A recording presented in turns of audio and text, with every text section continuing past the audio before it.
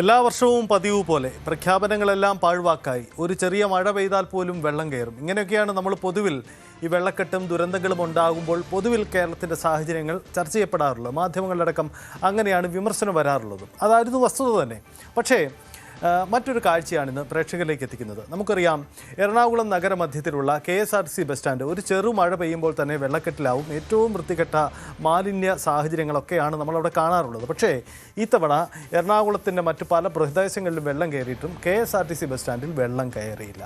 അതിനൊരു കാരണമുണ്ട്. അവിടെ ചില നിർമ്മാണ പ്രവർത്തനങ്ങൾ നടത്തിയിട്ടുണ്ട്. എന്താണ് സാഹചര്യം നമുക്ക് നോക്കാം. നവമി ദിനേശാണുള്ളത്. നവമി ആ ബസ് സ്റ്റാൻഡിൽ തന്നെയുണ്ട്. നവമി, എന്താണ് ഈ ഒരു ആക്ഷേപം മാറ്റാൻ അവിടെ ബസ് സ്റ്റാൻഡിൽ നടത്തിയ പ്രവർത്തനം? ഇതിന് ആർക്ക് കൈയ്യടി കൊടുക്കണം?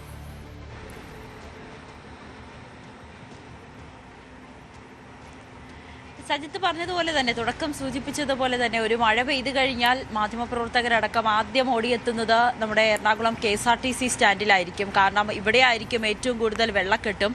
അത് കാരണം ദുരിതം അനുഭവിക്കുന്ന യാത്രക്കാരെയും ഒക്കെ നമ്മൾ എല്ലാ വർഷവും റിപ്പോർട്ട് ചെയ്യുന്നുണ്ട്. പക്ഷേ പതിവിന് വിപരീതമായി ഇത്തവണ നമ്മൾ KSRTCയിൽ നിന്നും വളരെ സന്തോഷത്തോടുകൂടി തന്നെ റിപ്പോർട്ട് ചെയ്യാം, ഈ മഴയിൽ KSRTC സ്റ്റാൻഡിൽ വെള്ളം കയറിയില്ല എന്നുള്ളത് തന്നെയാണ്. യാത്രക്കാർക്ക് വലിയ സൗകര്യത്തോടുകൂടി സമാധാനത്തോടുകൂടി തന്നെ ഈ KSRTC സ്റ്റാൻഡിൽ നിന്നും ബസ്സിൽ കയറി അവരുടെ യാത്ര ആരംഭിക്കാമെന്നുള്ളത് തന്നെയാണ്. അത് കഴിഞ്ഞ പിണറായി സർക്കാരിൻ്റെ കാലത്ത് തന്നെയായിരുന്നു. അന്ന് ധനമന്ത്രിയായിരുന്ന KN ബാലഗോപാൽ 12 കോടി രൂപയായിരുന്നു ഈ KSRTC നവീകരണത്തിന് വേണ്ടിയിട്ട് മാറ്റിവെച്ചത്. പിന്നീട് ഗതാഗത വകുപ്പും കൂടി ചേർന്നാണ് ഈ ഒരു KSRTC സ്റ്റാൻഡ് നവീകരണത്തിന് വേണ്ടിയിട്ട് മുൻകൈയെടുത്തത്. അത് മാത്രമല്ല, സ്ഥലം MP ആയിട്ടുള്ള ഹൈബിയുടൻ, MLA ആയിട്ടുള്ള TJ വിനോദ് ഉൾപ്പെടെയുള്ള എല്ലാവരുടെയും മുൻകരുതലിൻ്റെ ഭാഗമായിട്ട്, അല്ലെങ്കിൽ അവരെല്ലാവരും തന്നെ മുൻകൈ എടുത്താണ് ഇപ്പോൾ ഈ KSRTC സ്റ്റാൻഡ് നവീകരിച്ചിരിക്കുന്നത്. അതുകൊണ്ട് തന്നെ ഇവിടെ വന്നിരിക്കുന്ന യാത്രക്കാർക്ക് എല്ലാവർക്കും തന്നെ വലിയ സന്തോഷം നൽകുന്നതാണ്. സമാധാനത്തോടുകൂടി സന്തോഷത്തോടുകൂടി തന്നെ ഈ മഴക്കാലത്തും കയറി നിൽക്കാം നമ്മുടെ KSRTC സ്റ്റാൻഡിലാണ്.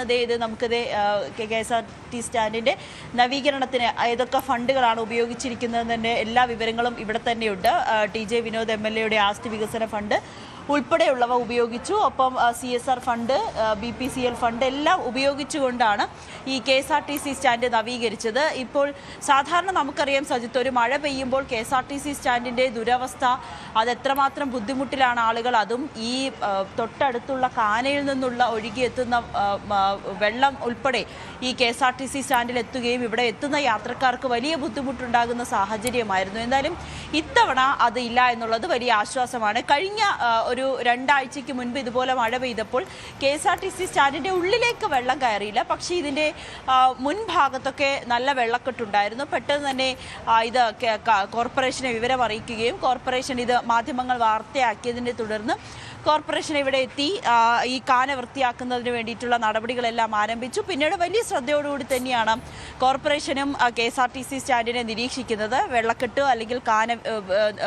നവീകരണം അല്ലെങ്കിൽ വൃത്തിയാക്കലെല്ലാം കൃത്യമായി തന്നെ മുന്നോട്ട് പോവുകയും ചെയ്യും. അതുകൊണ്ട് തന്നെ ഇത്തവണ ഇത്രയും വലിയ മഴ പെയ്തിട്ടും വലിയ ബുദ്ധിമുട്ടൊന്നും തന്നെ ഇല്ല KSRTC സ്റ്റാൻഡിൽ. ഇന്നലെയും ഒക്കെ രാപ്പകൽ ഒക്കെ നല്ല മഴയായിരുന്നു എറണാകുളം ജില്ലയിൽ. മറ്റിടങ്ങളിലൊക്കെ വൈകിട്ടോടുകൂടി MG റോഡിലൊക്കെ ചെറിയ രീതിയിൽ വെള്ളക്കെട്ടുണ്ടായി. പക്ഷേ KSRTC സ്റ്റാൻഡിലും വലിയ ആശ്വാസകരമായിട്ടുള്ള കാഴ്ചയായിരുന്നു. നമുക്കിത് കാണാം, ഈ KSRTC സ്റ്റാൻഡ് ഉയർത്തിയിരിക്കുന്നതായി നമുക്ക് കാണാൻ കഴിയും. കാരണം ഇതൊരു ചതുപ്പ് സ്ഥലമാണ്, ചെറിയ രീതിയിൽ പോലും വെള്ളക്കെട്ടുണ്ടാകുന്ന സ്ഥലമാണ്. പക്ഷേ വളരെ കൃത്യമായി തന്നെ ഈ സ്റ്റാൻഡ് ഉയർത്തിക്കൊണ്ട്, KSRTC സ്റ്റാൻഡ് ഉയർത്തിക്കൊണ്ടുള്ളൊരു നവീകരണ പ്രവർത്തനമാണ് നടത്തിയത്. 12 കോടി രൂപ മുടക്കിയായിരുന്നു ഈ നവീകരണ പ്രവർത്തനങ്ങളെല്ലാം നടത്തിയത്. ഈ സ്റ്റാൻഡിൻ്റെ ഉള്ളിലേക്ക് അല്ലെങ്കിൽ പരിസര പ്രദേശങ്ങളിലുമൊക്കെ വെള്ളം കെട്ടാതിരിക്കാൻ വേണ്ടിയിട്ടുള്ള വലിയ സൗകര്യങ്ങൾ തന്നെയാണ്, അല്ലെങ്കിൽ വലിയ നവീകരണ പ്രവർത്തനങ്ങൾ തന്നെയായിരുന്നു കഴിഞ്ഞ പിണറായി സർക്കാരിൻ്റെ കാലത്ത് നടന്നതും. സജിത്ത്, എന്തായാലും അത് മാതൃകാപരമാണ് അങ്ങേയറ്റം. അത്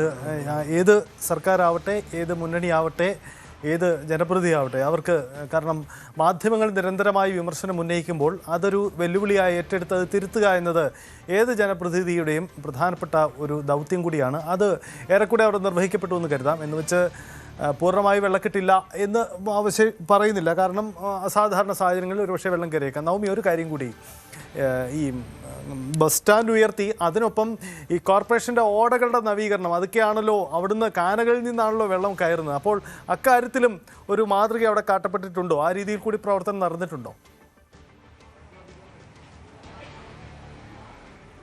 അതെ സജിത്ത്, കഴിഞ്ഞ തവണ അതായത് ഒരു 2 ആഴ്ച മുൻപ് ഇതുപോലെ മഴ സമയത്ത് KSRTC സ്റ്റാൻഡിൽ വലിയ വെള്ളക്കെട്ടുണ്ടായിരുന്നു. ഈ ആളുകൾക്ക് ബസ്സിലേക്ക് കയറാൻ, സ്റ്റാൻഡിൽ നിന്നും ബസ്സിലേക്ക് കയറുന്നതിന് വേണ്ടി വലിയ ബുദ്ധിമുട്ട് അനുഭവപ്പെട്ടിരുന്നു.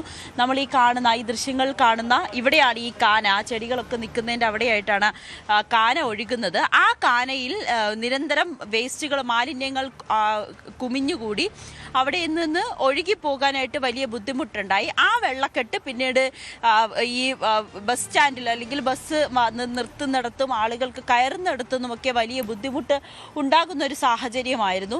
അത് പിന്നീട് മാധ്യമങ്ങൾ ഇതുപോലെ വാർത്തയാക്കിയതിന് പിന്നാലെ കോർപ്പറേഷൻ ഇവിടെ എത്തുകയും ഈ കാന നവീകരണത്തിന് വേണ്ടിയിട്ടുള്ള പ്രവർത്തനങ്ങൾ നടത്തുകയും ചെയ്തു. അതുകൊണ്ട് തന്നെ ഇപ്പോൾ വെള്ളം കെട്ടിക്കിടക്കാതെ ഒഴുകി പോകുന്ന സാഹചര്യത്തിലേക്ക്, എങ്കിൽ പോലും നമ്മൾക്ക് കാനയിൽ ചെറിയ രീതിയിലുള്ള മാലിന്യങ്ങളൊക്കെ കാണുന്നുണ്ട്, എങ്കിൽ പോലും വെള്ളക്കെട്ട് വലിയ രീതിയിലേക്ക് സ്റ്റാൻഡിലേക്ക് വെള്ളം കെട്ടാത്ത തരത്തിലേക്ക് തന്നെയാണ് ഈ കാന നവീകരണവും അല്ലെങ്കിൽ കാന വൃത്തിയാക്കലും ഒക്കെ കോർപ്പറേഷന്റെ ഭാഗത്തു നിന്നും ഉണ്ടായത്. എപ്പോഴും ഇത്തരത്തിൽ പ്രശ്നങ്ങൾ പഴി കേൾക്കുന്ന ഒരു സ്ഥലമാണ് KSRTC സ്റ്റാൻഡും പരിസര പ്രദേശങ്ങളും. എന്തായാലും കോർപ്പറേഷനും വലിയ ശ്രദ്ധയോടുകൂടി തന്നെയാണ് ഇത്തവണ ഈ മഴക്കാലത്തെ മൊത്തം കാനകൾ, ഇവിടുത്തെ മാത്രമല്ല ജില്ലയിലെ തന്നെ പ്രധാനപ്പെട്ട നഗരമേഖലകളിലുള്ള എല്ലാ കാനകളും കൃത്യമായി മാലിന്യങ്ങൾ നീക്കം ചെയ്യുവാനും വൃത്തിയാക്കാനും ഒക്കെ കോർപ്പറേഷൻ മുൻകൈ എടുത്തു. അതുകൊണ്ട് തന്നെയാണ് കൊച്ചി നഗരത്തിലായിക്കോട്ടെ, ഇവിടെ KSRTC സ്റ്റാൻഡിലായിക്കോട്ടെ, വെള്ളക്കെട്ടിൽ നിന്നും ഒരു പരിധി വരെ നമ്മുടെ എല്ലാവരെയും രക്ഷിച്ചതും അല്ലെങ്കിൽ വെള്ളക്കെട്ടിൽ നിന്നും ആളുകൾക്കൊക്കെ വലിയ ആശ്വാസം നൽകിയതും കോർപ്പറേഷന്റെ കൃത്യമായിട്ടുള്ളൊരു ഇടപെടൽ മൂലം തന്നെയാണ്. ഈ ഓടകൾ വൃത്തിയാക്കിയത് കൊണ്ട് തന്നെയാണ്. എന്തായാലും ഈ KSRTC സ്റ്റാൻഡിന് പരിസരത്തുള്ള ഓടയും അത്തരത്തിൽ വൃത്തിയാക്കിയത് കൊണ്ട് തന്നെയാണ് സജിത്ത് കഴിഞ്ഞ കാലത്തെ പോലെ ഒന്നുമില്ലാതെ ഇത്തവണ വളരെ സ്വസ്ഥമായിട്ടും സമാധാനത്തോടും കൂടി ആളുകൾക്ക് മഴയത്ത് സ്റ്റാൻഡിൽ കയറി നിൽക്കാനായിക്കോട്ടെ, സ്റ്റാൻഡിൽ നിന്ന് ബസ്സിലേക്ക് കയറാനായിക്കോട്ടെ ആശ്വാസകരമായി നിൽക്കാവുന്ന ഒരിടമായി മാറിയത് KSRTC സ്റ്റാൻഡ് മാറിയത്. അത് സർക്കാരിൻ്റെ ഒരു കൃത്യമായ ഇടപെടൽ, ഒപ്പം ജില്ലയിലെ തന്നെ ജനപ്രതിനിധികൾ കാര്യമായി തന്നെ അല്ലെങ്കിൽ അവരുടെ പ്രധാനപ്പെട്ട ഒരു അജണ്ടയായി തന്നെ ഈ വിഷയത്തെ ഉൾക്കൊണ്ടുകൊണ്ടും തന്നെ മുന്നോട്ട് കൊണ്ടുപോയതും നവീകരിച്ചതും കൊണ്ട് മാത്രമാണ് ഈ വെള്ളക്കെട്ടിൽ നിന്നും KSRTC സ്റ്റാൻഡിനെയും യാത്രക്കാരെയും ഒക്കെ രക്ഷപ്പെടുത്തിയത്. യെസ്, എന്തായാലും നവമി സൂചിപ്പിച്ചത് തന്നെയാണ് ഏറ്റവും പ്രധാനപ്പെട്ട കാര്യം. ഇതൊരു അജണ്ടയാക്കി എടുക്കാൻ താല്പര്യം കാണിച്ചവർക്കെല്ലാം ഒരു കയ്യടിയുണ്ട് ഈ വിഷയത്തിൽ. കാരണം എറണാകുളം KSRTCയുടെ ദുരന്ത കാഴ്ചകൾ ഞങ്ങളടക്കം പലവട്ടം പ്രേക്ഷകരിലേക്ക് എത്തിച്ചിട്ടുള്ളതാണ്. എന്തായാലും ഇത്തവണ അതുണ്ടായിട്ടില്ല. എറണാകുളത്ത് പൊതുവിൽ കാര്യമായ മഴ ഇത്തവണ ഉണ്ടായില്ല. പക്ഷേ ചെറിയ മഴയിൽ പോലും മുങ്ങുന്ന ഇടമായിരുന്നു എറണാകുളത്തെ KSRTC ബസ് സ്റ്റാൻഡ്. പക്ഷേ ഇത്തവണ അതല്ല ചിത്രം എന്നുള്ളതാണ് ഒരു നല്ല കാഴ്ചയാണ് എറണാകുളത്ത്. കൂടുതൽ വാർത്തകൾക്ക് News 18 Keralam YouTube channel subscribe ചെയ്യുക.